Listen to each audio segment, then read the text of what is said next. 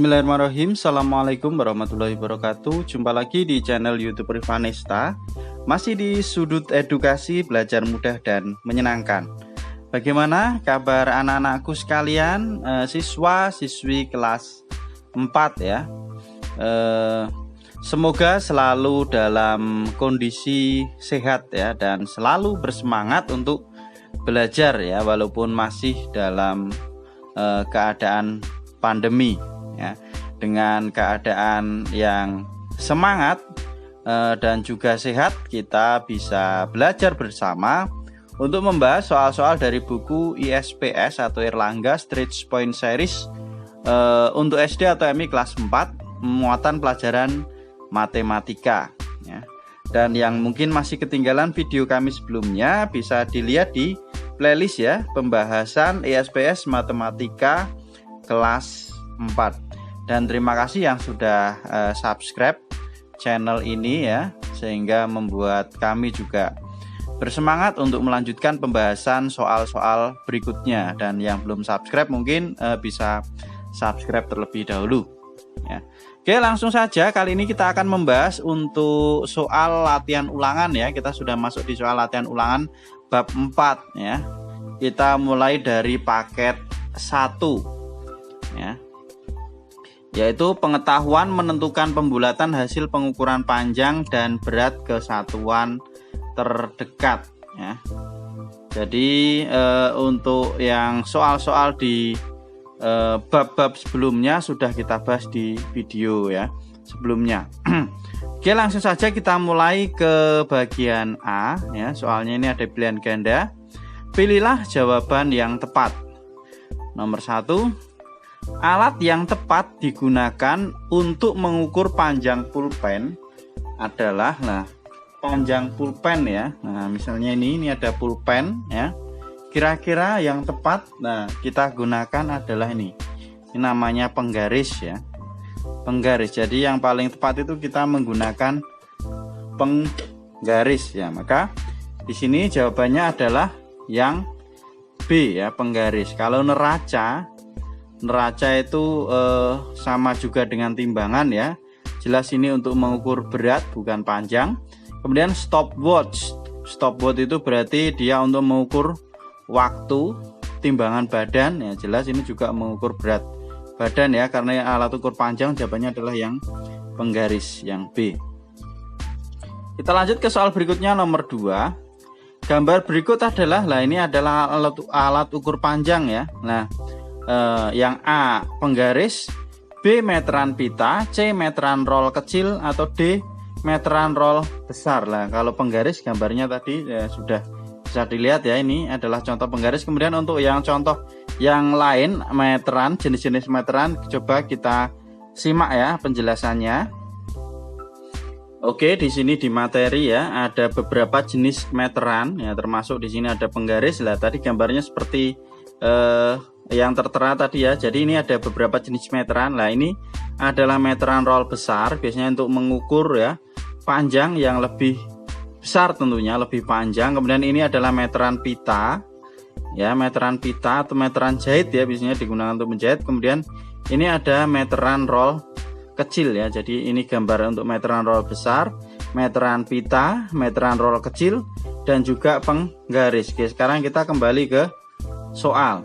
Di sini kalau kita lihat gambar di sini berarti dia adalah meteran roll besar ya. Jawabannya yang D. Kemudian kita lanjut ke soal berikutnya nomor 3. Satuan panjang yang digunakan pada penggaris adalah, satuan panjang pada penggaris, kalau masih belum jelas kita lihat di sini ya. Satuan yang digunakan adalah sentimeter ya, segini. Ini adalah 1 cm, 2 cm, 3 cm, dan seterusnya ya. Ini panjangnya adalah 20 cm penggaris ini. Jadi biasanya yang digunakan pada penggaris itu satuannya adalah sentimeter. Kalau enggak biasanya inci ya, inci sama sentimeter. Maka di sini jawaban yang paling tepat adalah yang D.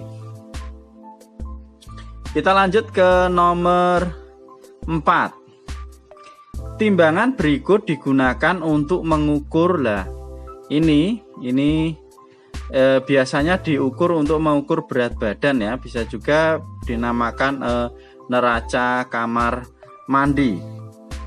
Oke, di sini saya jelaskan sedikit, ada beberapa jenis timbangan atau neraca ya di sini ya, seperti ini tadi ya gambarnya, cuman ini beda modelnya aja. Ini timbangan badan ya. Kemudian ini timbangan buah, biasanya di rumah-rumah ya kita juga punya. Kalau tidak digunakan untuk menimbang buah, biasanya menimbang atau tepung apa ya untuk yang memasak ini biasanya. Nah, kemudian yang ini lebih kecil lagi dia. Nah, ini timbangan perhiasan. Nah, ini adalah jenis-jenis timbangan ya. Oke, jadi kita kembali lagi ke soal tadi ya. Untuk yang nomor 4 di sini, timbangan berikut digunakan untuk mengukur berat badan ya. Kalau buah-buahan ini terlalu besar, sayuran juga, kalau emas ini juga terlalu besar. Jadi jawabannya adalah yang B, berat badan. Kita lanjut ke soal nomor berikutnya, nomor 5. Perhatikan gambar berikut.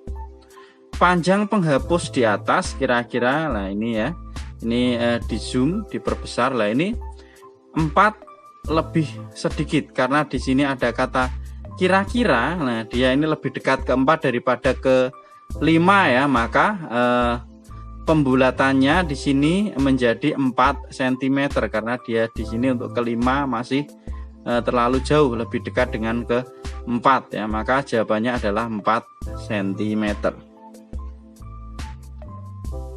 Kita lanjut ke soal berikutnya, soal nomor 6. Sebatang pensil panjangnya 10 cm lebih 9 mm. Panjang pensil jika dibulatkan ke centimeter terdekat adalah ya. Jadi kita harus mengingat ya aturan untuk pembulatan ya. Jadi 10 cm lebih 9 mm.